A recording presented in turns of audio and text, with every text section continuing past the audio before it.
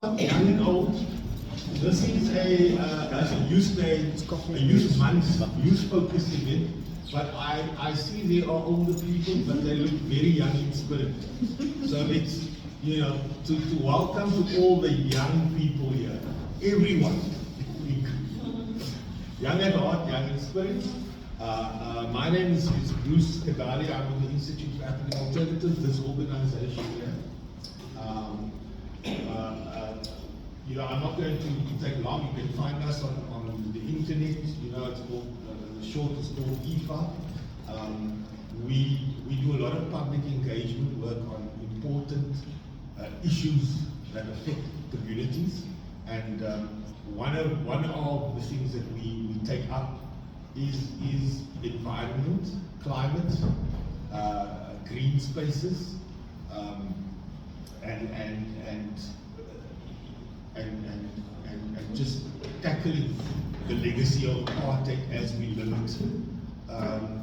So that's what we do, and through Youth Month we decided on a theme on what we call urban renewal, on people in communities around the city, and what it means to be environmentally conscious, and to also repurpose the elements in your environment to green your spaces. I'm honored to have as partners the Kempvac Youth Recycling Project, which will be introduced shortly, and Weir Agency will also speak briefly and introduce themselves. But that said, shall we move on? That is all I have to say for now. So let the program go. You will explain the proceedings program. I'll be back in 5 minutes. Good morning, everyone. Okay, so while they are busy, my name is Cindy. Welcome, everybody. Thank you so much for coming on this very cold, rainy day. It has dissipated somewhat, so we can at least go out and do part of the exercise that we were hoping to do. So basically, this is a waste management recycle plant that is based outside. Patrick will speak to that, but how that ties into green is that when we recycle, we can repurpose and re-engineer and then reimagine. We're also then helping the environment by doing these types of things. And today it's all about not just learning about different ways of being environmentally friendly and using what you have around you, but it is basically to make you understand that you don't need money. You need to learn to think outside of the box. And the main problem today is that there's no jobs. So what can you as youth do? Try and start your own business. The best thing to do is to start in an environmental sphere, so that should anything happen, whether it's COVID or blackout or anything like that, your little business that you started will be sustainable, irrespective of what is happening. And so today we're going to show you small little ways of how you can actually do that. So the thing is that we need to open our minds and we need to stop seeing what we don't have and start seeing what we do have. So today we're going to try and explain to you or show you how to think outside of the box and see what you have around you that you can actually repurpose and use to actually start a business or actually contribute to a business like the Kempvac recycling and so forth. So today is going to be a mind opener, so to say, to what the possibilities are, not just for you, but how you can then attribute and improve the environment around where you live, but also on a bigger scale. Because you have so much power that you don't realize you have. You just need to think outside of the box and imagine what could be. Because sometimes we place our own limitations on ourselves by saying, I don't have money, I can't start a business. I don't have that, I can't do this. But have we thought about other ways of trying to do things? Lots of inventions have started due to problems or the lack of something. So the light bulb, how did that start? It was a failed experiment that actually came up with something even better. And that is how we need to start looking at things. Yes, I don't have this right now, but what can I use instead of that? What can I replace this with? How can I use this little bit that I have to maybe start something as an income generator for me, and then grow it into something that could then create jobs for others in my little environment, in my community, and so forth. So the concept that we are bringing across today is called the circular green economy. And it basically is showing from a green's perspective how you can actually start a business and become an entrepreneur and empower yourself and your community as well. So I think maybe Patrick is just going to explain what the waste management system is actually about. Then we are going to go outside, we're going to do a little walkthrough, explaining the business, how it works and so forth. When he is done, then I will do a foraging expedition with you, just briefly explaining what foraging is about, what to identify, and that will then lead to what we are going to showcase today. Okay, thank you. Good morning, everybody. Welcome to KenFat Youth Recyclers. It's a project that we started a while ago. And the focus of this project was to create a program where we could take youth out of the community and teach them and take them through a process of learning and skills development, but also create the opportunity to create a business within the community itself. So KenFat Youth is a project that has been partnered with Astral Foods. Astral Foods is probably one of the biggest chicken companies in the country. So Astral Food in Sigma Solutions formulated this concept. We have 7 learners on the program that's sitting amongst you. As a matter of fact, it's been on the program for 2 years now already. They've gone through an NQF level 4 and an NQF level 5 qualification. They're doing their general management qualification currently. But at the same time, they're also running a community-based waste recycling business, which we've started, and it has been proven to be fairly successful. So what we're going to do, I'm not going to speak long because we have limited time and we started late. We're going to show you very quickly what the business is all about, take you through the process, and then once we've done that, then we'll hand over to Cindy to do the rest of the program, and I think Nazir will join afterwards. Mm-hmm. Okay, so I think what we'll do now is we'll all go outside to the back. We'll take you through the recycling waste project that we established. And you're free to ask questions as we go along.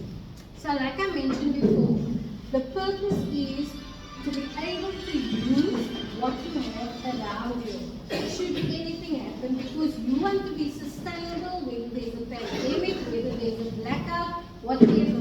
You want to ensure that no matter what, you can put food on your table for yourself and your family, and you can help your community with what it is that you do. So as we were foraging, that is called foraging, where you go and you look around you and you see what you have and you actually, pick some of it. There are certain rules around foraging because you don't want to overexhaust the area by taking too much garbage. You need to actually sort of preserve the environment, so to say. So if you, for example, are going to be taking serums, try and take from an area where there's a lot of it and pick in between. Do not just pick all of them or only the big ones or most of them, because you want to circle back. You want to preserve the environment, you want it to continue to grow because there's a purpose for it growing there. It helps the ecosystem and the environment. And it not only helps the soil, it helps other plants, it helps birds, insects, all those types of things. So you don't want to disrupt the ecosystem. So always be cognitive of what it is you're doing and be kind to the environment, so to say. Okay, so what we're going to do today, as I mentioned, is we're going to show how to make an ancient traditional, well, it's a Turkish traditional food. It's called gozleme. And those people live in the mountains, in the field, in the wilderness and so forth. So it is a very rudimentary type of thing, but it is extremely delicious depending on what it is you put in. So I made some so that you can see how it looks, and I think everybody can also have a taste. So we're going to use part of the weeds, the edible weeds, and some of, we're going to add some mushrooms and some spinach and so forth. But now, the urban survival section of what we're going to do today is we are going to show you how to make a hobo stove. So this is, for example, if something happens, electricity is off, or you're stuck stranded somewhere and you need to eat, and you only have like old tins or whatever, you get a big can and you cut like this type of shape in the front, and then you make holes all around. This is so that the air can escape and feed the flame.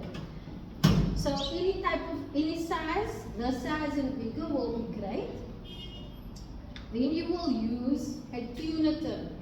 So always try and keep your tins for these types of emergencies. You also can start keeping your tins if you are growing vegetables to feed your soil, because the tin will then decompose in the ground and then nutrify the soil. So you take a tuna tin. Because we are inside, we can't do the actual demonstration of lighting and showing and so forth, but I'm just going to explain to you that you can see what it looks like and get the gist of it.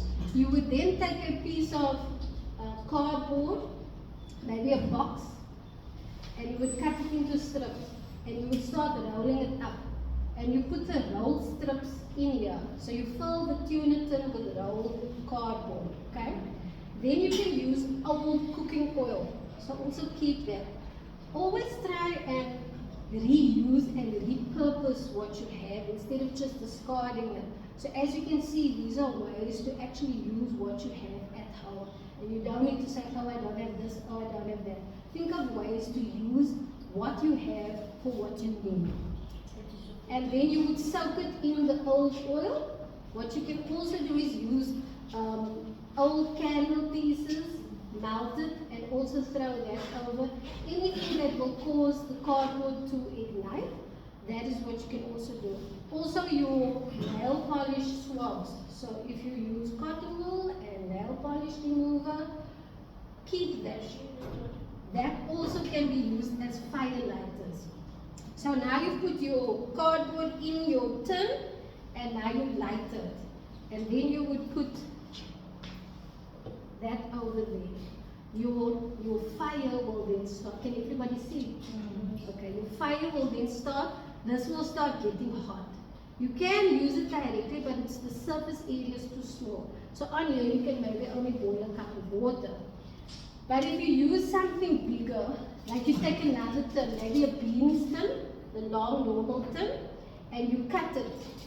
So this is a tin that has been cut. Can you see it? So you just cut it down from the top.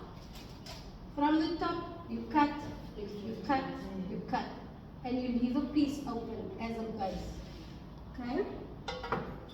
Then you spread it out open, like that, and then you can cover it with foil, preferably heavy duty foil. That will make it a lot better. So this can act as a plate for you. And then you put this on there. Okay, you can then put a grill over that if you want to, or if this is sturdy enough, try and get a very thick walled tin. Because as you know, certain tins have different thickness. Try and get a thick one so that it can hold whatever you're going to put on there. Would a coffee tin be fine? Coffee tins I think is too thin, but you can use a coffee tin at the bottom. This is a beans tin. different brands have different thickness. So then that is your stove, and then you can use that to cook. And so we would put a small little plate on here, or you could do it in here if you don't have like a pan, and then you would fry your cosmini.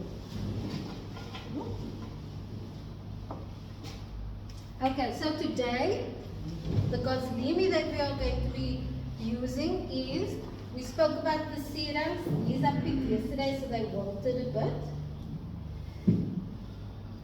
And the serums, like I said, is very rich in vitamin C. You use it for a lot of different skin types of problems. This is called a crucible or a pestle and mortar. You can then just put the leaves of the serum in here, and you crush it, and then you can use that sap if you've been bitten or something, and you don't have maybe a carrier oil like coconut oil, and you've got a cut or you've been bitten or something, then just crush that in there. Or if you just have a stone on the ground, depending on what your situation is, that juice you then just put onto your area, and then that will sort of heal the area from the bite or the scratch or whatever the case may be. So that's how you use it topically, but we use it as food today. It has magnesium, calcium and potassium, which is very good for your bones and your muscles. Then this grows crazy wild. It's got pretty flowers, as you can see over there. It's got yellow, orange, reddish, pink, it depends, right? So every part of this plant is edible. This is called nasturtiums. On nasturtiums, you get little balls. Those are the seeds that you can then replant, but those seeds you can fry as capers or chickpeas or something like that. So you can use it as in that format. The leaves you can use in various different ways. If you break it, you will smell, someone can just fetch it, it has a very peppery smell, and that's the type of taste that it also has, very peppery. And so nasturtiums is very rich in vitamin C, vitamin A, it's got zinc, copper, lots of nutrients and minerals in it. It's anti-inflammatory, it's antimicrobial, which means that it helps with almost any type of ailment. But the most amazing thing about this is that you can use it as an antibiotic. So if you are sick and you know going even to the day hospital is shit, and doctors' bills are crazy expensive these days, you can make a tea from this and use this as an antibiotic. It's a very strong antibiotic because of all its nutritional value and vitamin and minerals in it. Sorry to interrupt you. So if you do use it as an antibiotic, how do you know how much you must use? Because antibiotics is really strong.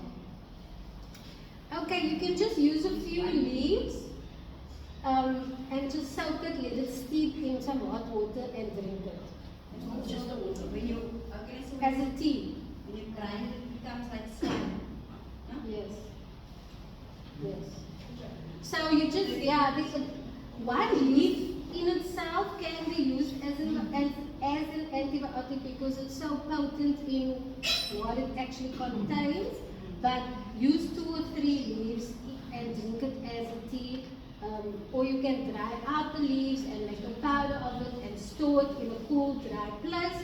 And when you feel sick, just take a teaspoon into some hot water or into your food, and so you go. So this we are also going to be using today in our gazlemi as like a spinach type of thing. And then this is amaranth. There wasn't any outside that we could see on the ground. But amaranth is also known as nature's spinach. So it has like sharpish type of leaves. and they grow quite big. Now this is known as an ancient grain because for millennia, basically, they used to use, on top you'll see these little bulletjes. So this is a baby one because I used all the big ones in Agroprocessing. You'll see these little bulletjes. Now these bulletjes turn pink as they grow bigger. These bulletjes, very nutritious, so you can use it, you can pop it as popcorn, you can use it as popcorn, you can use it as capers, or you can dry it out and make flour from it. So that is why it's an ancient grain, because they actually used to make flour from this. And if you go to the health shops and you try and buy amaranth flour, it's extremely expensive, but you can grow it yourself. So you need to understand, lots of people see this as a wheat, but it's got amazing properties. You can make your own flour from this and use it in whichever way. And the leaves have a lot of vitamin E and vitamin A. It's also anti-inflammatory. You can also use it on skin issues, whatever the issues are, whether it's eczema or cuts or burns or anything like that. You can also, like I said, either mash it up or dry it out and make a powder. Various ways to use it. So it's very good for skincare because it also has beta carotene, and so it helps with your eyes as well, and it's got vitamin A. And beta carotene and vitamin A is very good for your eyesight and for your bones. So these are some of the ingredients in the gosling that I made. This is thyme from my garden.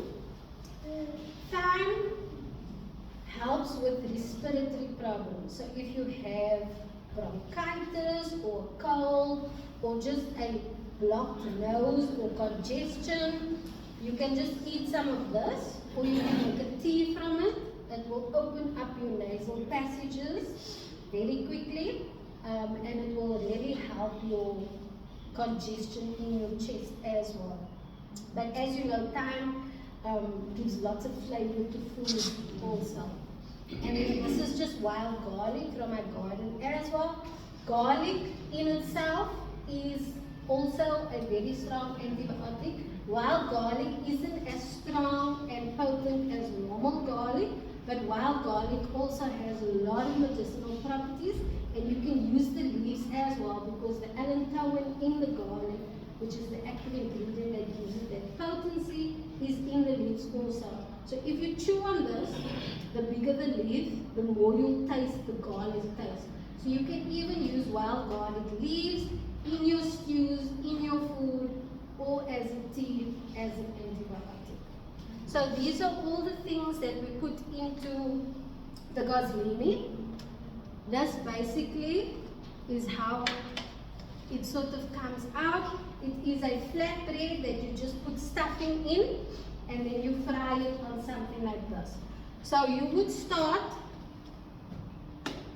we're running out of time, so I'm just going to wrap this up quickly. You would start by making your dough. This is the dough I made yesterday. All you need is flour, so you would take 2.5 cups of flour. You would then need 1 cup of water, a pinch or a tablespoon of salt, depending on your taste buds, and you would just mix it and knead it. Knead it for 10 minutes and let it stand for 30 minutes. After that, it is ready. Once this is ready, you can either roll it out depending on how thick you want it, or you can just spread it open with your hands. It is up to you, and you can make it as big as you want to. Once you've spread it open, you can either saute all these ingredients, but it will make it a little soggy, and I sauteed it because using all these ingredients make it stand higher.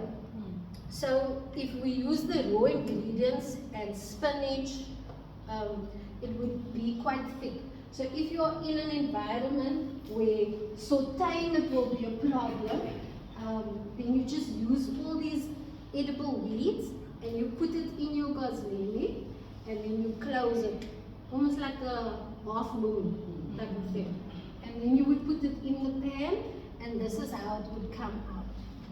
You can put mushrooms in, you can put feta in, spinach in, you can make whatever concoctions you want. But this is just to show you how you can actually use what is around to make a delicious meal. This is a salt that I made. I call it an exotic salt because it is also a combination of all these weeds that I dried out, ground it down in a mortar and pestle, and mixed it with some Himalayan salt. And this is what I use to spice the food, to give the food flavor, and it gives it a herby, aromatic, nice rounded flavor. But at the same time, you're eating all the minerals and nutrients that are in these very weeds. So weeds are amazing. Weeds can save your life. Weeds you can start supplementing for food. Don't say I don't have food. Did you go look outside what is growing along the pavement, in the grass, whatever. These things can save your life. They can bring down your food budget. They can, you can basically use it to start a business with. As you can see, this is just reused things that was there. I was going to throw out these things, but now I made a little cooking stove. So even if there's a blackout or anything like that, I can go and use my cooking stove. If I'm stuck in a situation, I can make a quick little MacGyver and still make food, you picking whatever's laying around me because I now understand the work of these very things. So that basically is what went into the gazumi. So I just want everybody to have a taste. Use my hands. This is basically how it looks.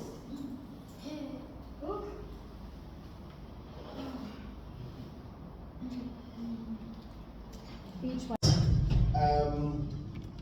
How does this, how you see it? I mean, you see it through when you go to the shops, you buy food, it's very expensive. It's always going up. But also I want to give you some background on why this is happening. And then I will talk to you guys about what you and I, we all can do to change this. Because I know what people say, the system is like this, we can't do anything about it, we might just, pay up and, no, there's actually something you can do. The previous speaker spoke very nicely about the different plants that one can use, which is just going wild actually. And how you can use those plants for your health, medicine, etc., food. And so I'm going to talk about the production side and also about farming and how you might get involved in farming, okay? And then we'll do a little demonstration of compost. So my talk is going to be about the food system, the problems in it, and about what you can do about it, and the role of compost in producing food. Okay. So my name is Nazir. I'm a small farmer. This is where we are farming. This is Mitchell's Plain over here, Sandfontein, Ottery, Hannibal Park, Menenberg, Sandfontein Village. Yes? Yeah? Was it neighbors there? Yeah. So this is where we are. We have 3,000 hectares. Think of 6,000 football fields. That's the size of the farming area.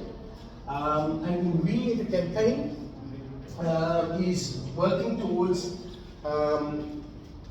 creating advocacy and awareness about our food system, the problems in it, but also we do farmer training, and we also do litigation. We even take people to court. Last time we took the government to court. Okay? And so, in the Philippine horticulture area, I will tell you about our area a little bit. This is where the food comes from, by the way. If you go to any supermarket or hawker in the city, you buy carrots, cauliflower, broccoli, dhania especially, 80% of that is coming from our area. Right? So we're a very important area for your food supply. So how does the area numbers look like? So our area employs 3,000 workers during the year, and in summer it rises up to about 5,000 because summer get very, very busy, and 30,000 livelihoods are connected to our area. All right? Our area produces 200,000 tons of vegetables a year, I want to make sure I have my phone in so I don't talk too long. Yeah, here we go. Silent.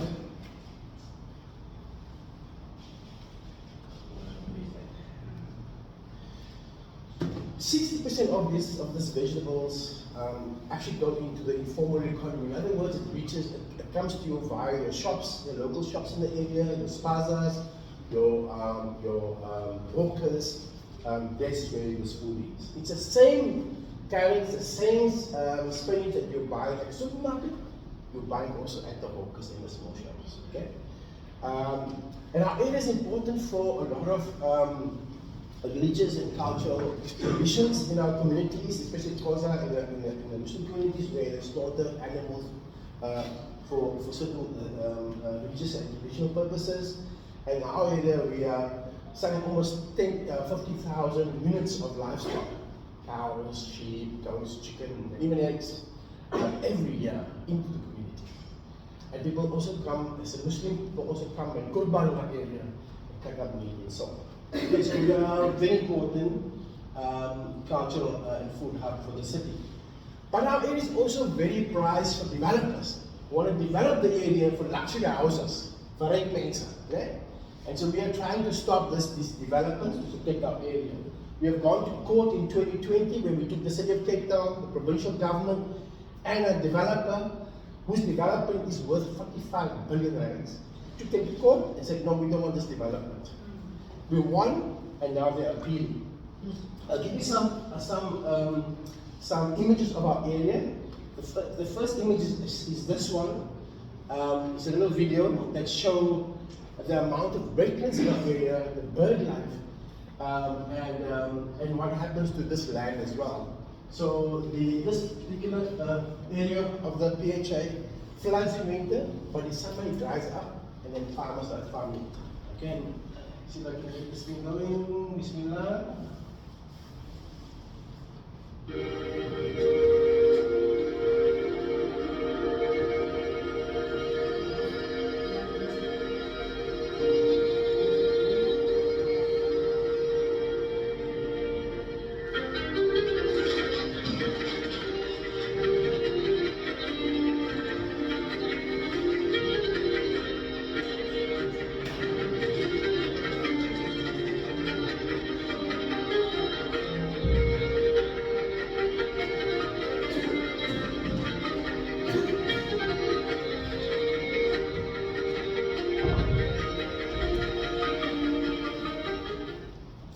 So on this particular site, a big mining company that produces glass for wine and whiskey or all kinds of stuff, they wanted to mine this area and put a cut in the land and take all the silica out and produce wine bottles, and we are against it and we stopped this development taking place.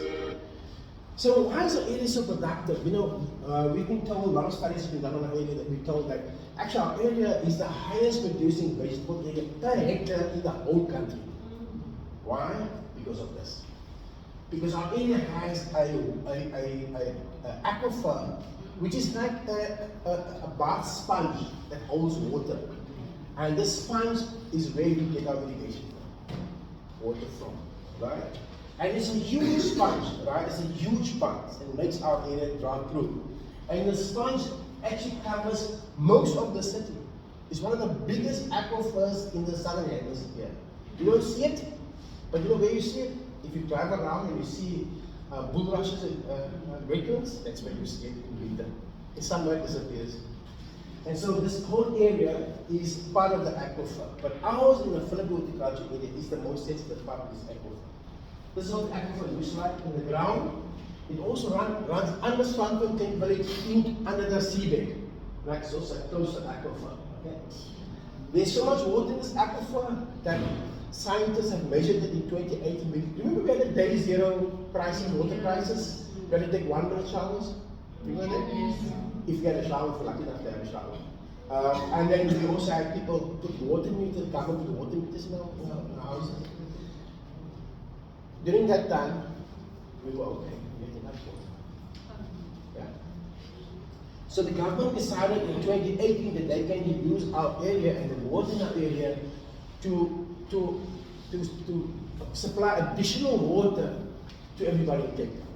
So they're putting a project called the PHA Managed Aquifer Recharge Program. It's a long word, but essentially it means is that the council is going to extract water from the aquifer in our area, and they're going to clean it up, and they're going to make it available to your taps by 2027, a few years time.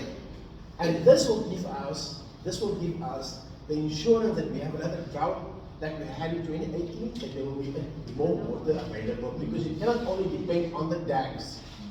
Remember we were watching the dam levels during those days? So really when they looked at the aquifer, they found actually the aquifer is so huge that if you combine all the dams supplying the city with water, that's how much water is in the aquifer. And the nice thing about the aquifer is that the water is in the soil, so it doesn't evaporate in summer. Like the dams, all of the dams water evaporates, yeah? Okay?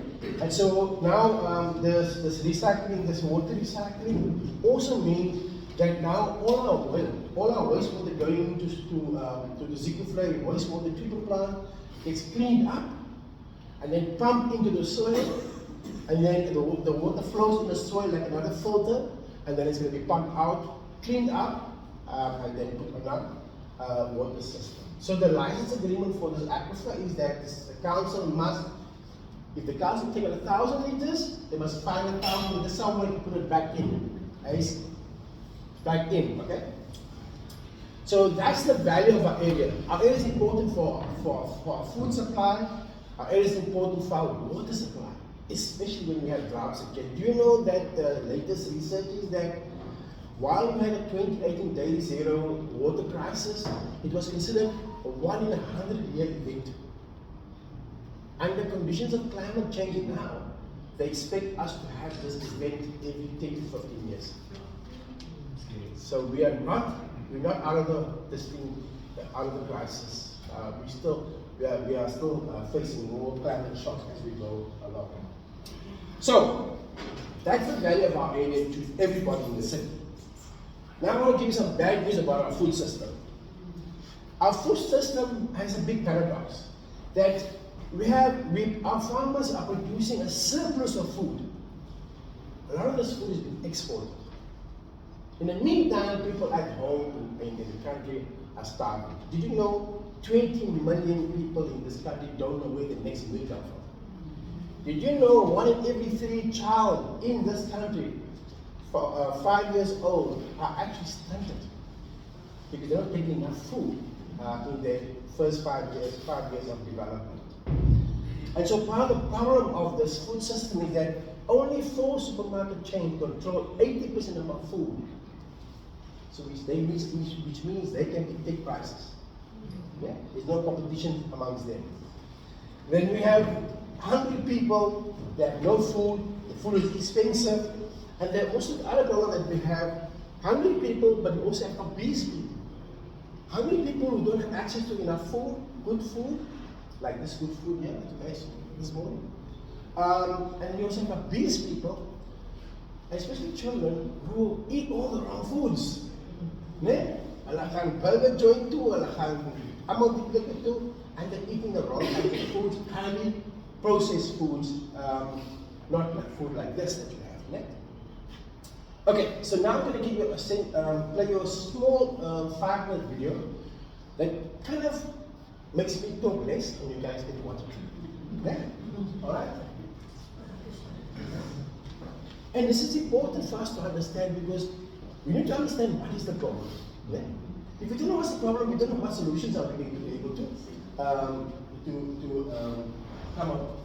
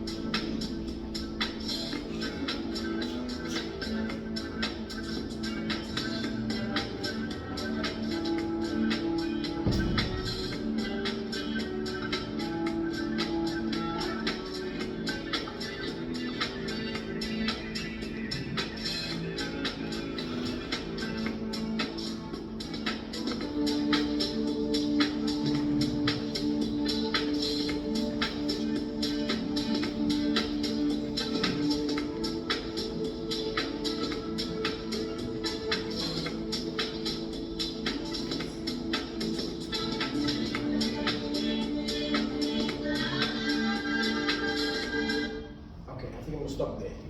Because the next part of it goes into the solutions, right? So you can see there is a huge problem in the way that we are producing our food.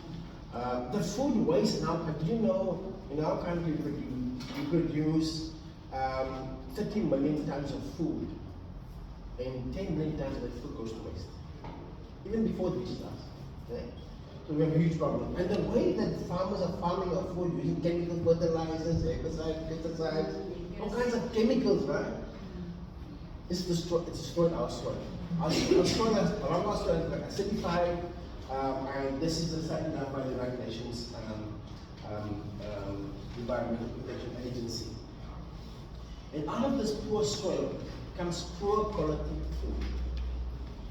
Now you know, when your grandmothers ate carrots, and you eating carrots today, they look the same. But what's inside the carrot, the medicine, the copper, the calcium, all those healthy minerals have been lost. Okay? So the carrot looks the same, and even looks better than the carrots of your grandmother's time, because they all look the same in the packet. Right? They look nice and shiny, but there's less nutrients in the carrots now. Right? So what we're doing on the farm there by me is we're trying to rethink how we farm. Right? Rethink the way we address the issues of food security through farming differently, but also pricing our goods differently. You see in front of you here, I bought 10 kgs of sweet potato. Now if you go to the supermarket, you see this sweet potato is selling for between 50 rands a kilo and 25 rands a kilo. And we're selling for 50 rands a kilo. And we're still making a decent profit. That's the reality of the food system. Okay? So, and of course this is organically grown. No chemicals involved with this. So this is our little farm on the 1 hectare farm in the Philippine agriculture area. It's our university. It's where we're learning to grow food, learning how to engage the community, and learning how to do this farming differently. I'll give you a little bit of a clip of how we started a few years ago.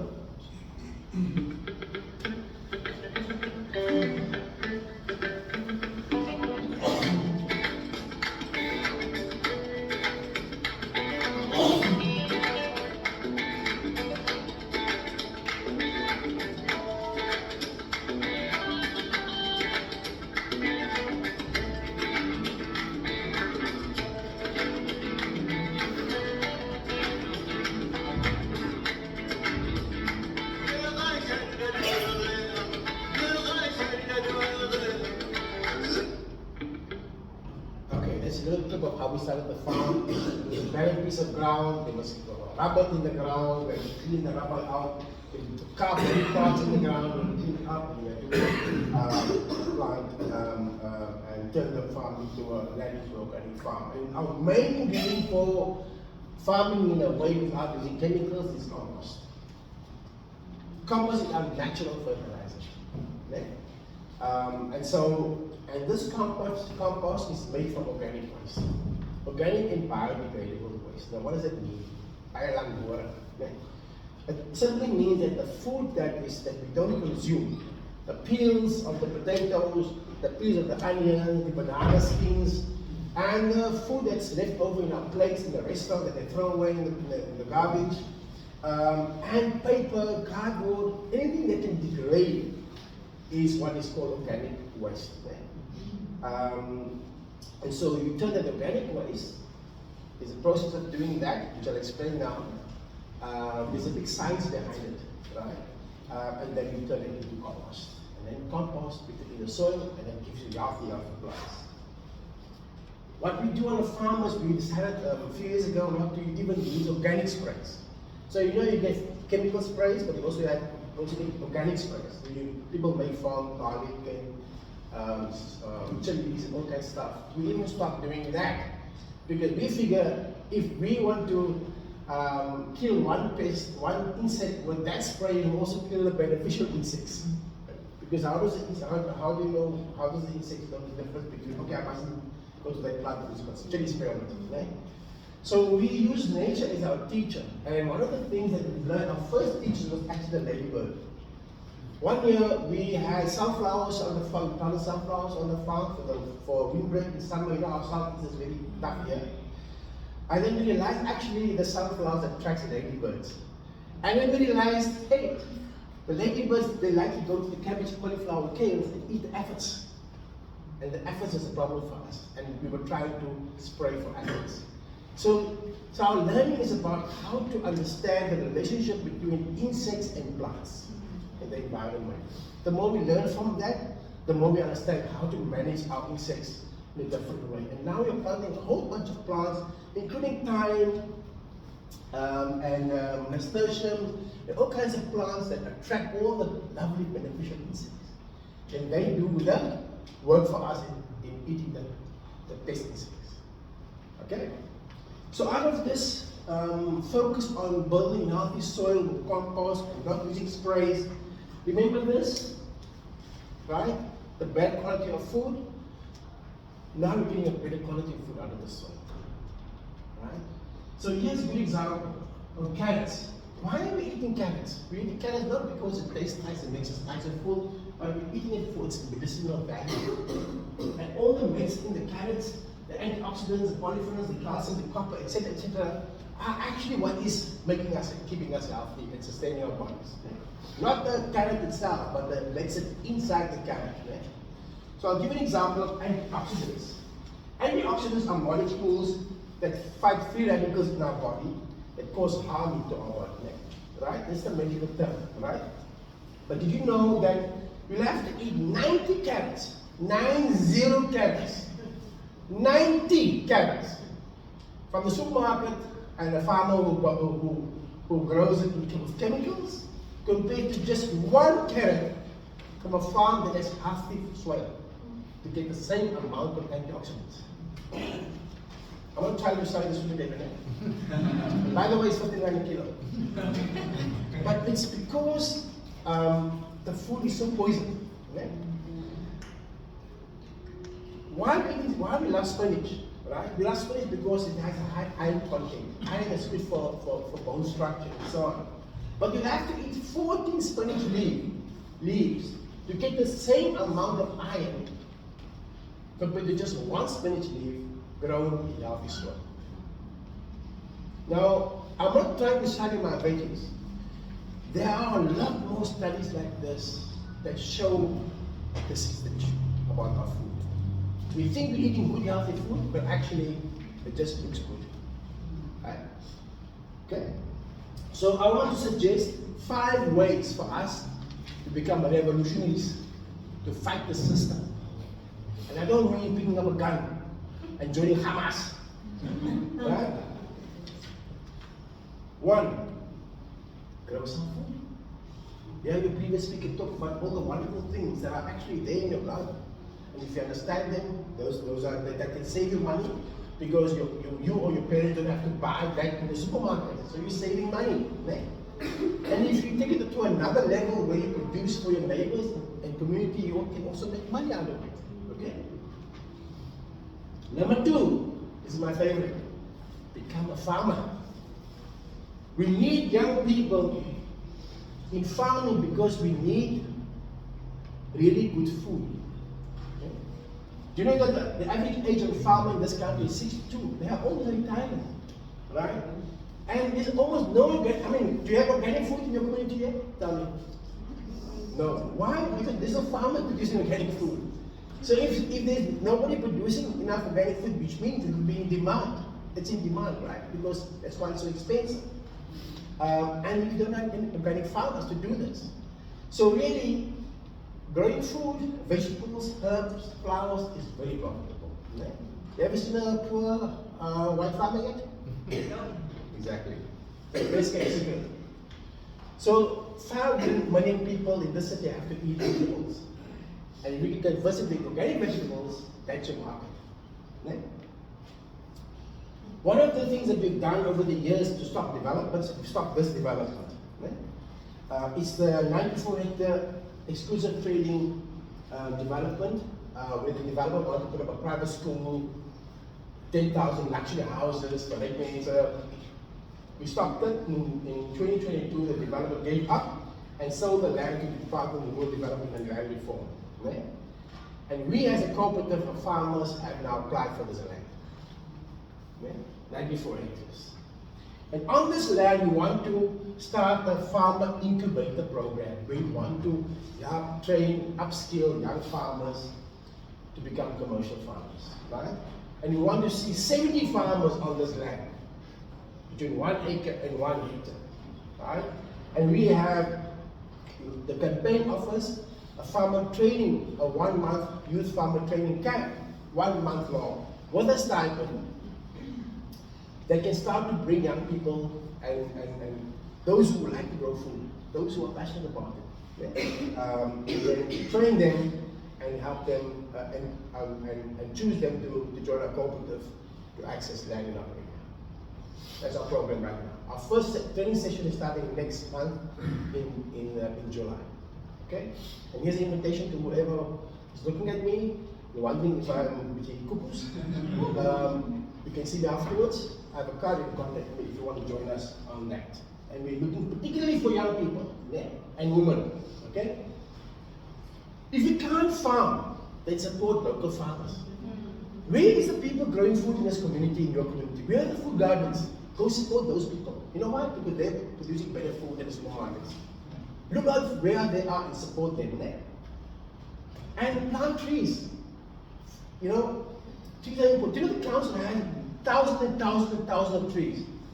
They just wanted people to tell them come plant the trees in our roads. So we must plant trees in our backyards, in our front yards, and in our roads, because when we plant trees, it's like planting water. Because trees attract water. Yeah? Also protects stops our climate, stops climate change, protects our birds and bees and biodiversity. And my favorite, start the compost pile. In your homes, where is all your organic waste going to? Where is your paper going to? Where is your food, your peels going to? Where is all the... Where is it going to? You're throwing it in the bin. Remember, that must stop. Like a compost pile. Right? And we're going to show you how to do it. Very simple. You don't have to be a rocket scientist to understand how to make compost. Yeah? And there are thousands of ways to make compost also. I will just demonstrate a few different ways. Right? So all that leftover food in your neighbors, you can collect that and you can make compost in the yard. And you can put it in the soil and you grow some lilies. You do all the stuff that the previous speaker has spoken about. Because that's what your soil needs. Okay, so now my last part, the last part of my program, my talk will be a few minutes to talk to you about the magic of compost. What's happening in a compost pile? Okay? I call it magic. But before we go to the magic, we must first understand what's the problem with the organic waste. Did you know that this city, you are generating 1.5 million tons of organic waste every year? All the peel, the leftover foods, all that stuff, the trees being trimmed and cut, the shrubs and grass being cut, all that is going to landfills, 3 landfills now. Right? There was 5, now there's only 3 left. And these landfills are running out of space, right? And the city of Cape Town, the Western Cape government wants to ban these organic waste from going to landfill, right? Because they understand it's a huge problem, right? Because landfills are very expensive to operate, and it causes climate change. How? Because in the landfills, all the rotting organic and biodegradable waste that rots away there creates methane gas. And methane gas is 22 times more dangerous for the environment, causing climate change, than carbon dioxide. And then all the liquids out of the landfills, they filter into the groundwater and pollute our groundwater in our drinking water. Okay? So we have to move all our organic waste off landfills. In this project, in this community here, they're doing lots of work around recycling all the papers and cardboards and plastics and metals. That's great. But we also have to do organic waste as well. Right? So you can take all of this organic waste and turn it into nutrients for the soil as compost. Right? So what happens in the compost pile? So what is composting? Composting is basically taking raw materials cardboard, paper, anything that degrades, food waste, peas, etc. You add microorganisms to it. You don't have to do it, they just come in themselves. Yeah. And then you add oxygen to it, and at the end of that process it becomes compost. Right? All you have to do is put those things together, and the microorganisms come by itself, and it makes the compost pile down, the material down into a compost. That's a simple version of what a compost pile is, right? So the material that goes in the compost pile, like food waste, is yard waste, grass clippings, there's manure. If you're living in a suburb, there's no animals around, no problem. Food waste is also like manure, high in nitrogen, agricultural waste, and municipal organic waste. You know? All of these are materials for a compost pile. And then you have two ways of making compost. You have the slow way and you have the fast way. The slow way is you put all the stuff together, cover it up, and let it rot and decompose. In 6 months to a year, you have compost. The fast way, if you're a farmer, you can't wait for a year. Your plants decompose right now. We do it in 6 weeks. It means that you have to turn this pile every 5 to 6 days for 6 weeks. Then it's done. If you're on the farm, like me, I'll show you a pile. We started on Monday. Every Monday we make a pile. And I'll show you a pile that we're using. You can't see any leaves there. You can't see any food scraps there. You can't see any manure there. It's just like soil. Okay. Right. And then what happens in the compost is really the magic, right? So in the compost builds up heat, and then the soil bacteria, the fungi, all those things interact with each other to break that compost pile down. Right? And then it heats up the compost. So when the compost is about 60 degrees, between 45 and 60 degrees Celsius, in the inside, you just put your hand in there. If you pull your hand out, then it's ready to done. Sometimes it can happen in 3 days, sometimes it can happen in 4 days. In winter, it takes longer, maybe 5, 6 days, right?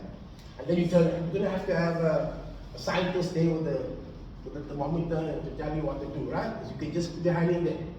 And the compost pile is also important to have to add water to it.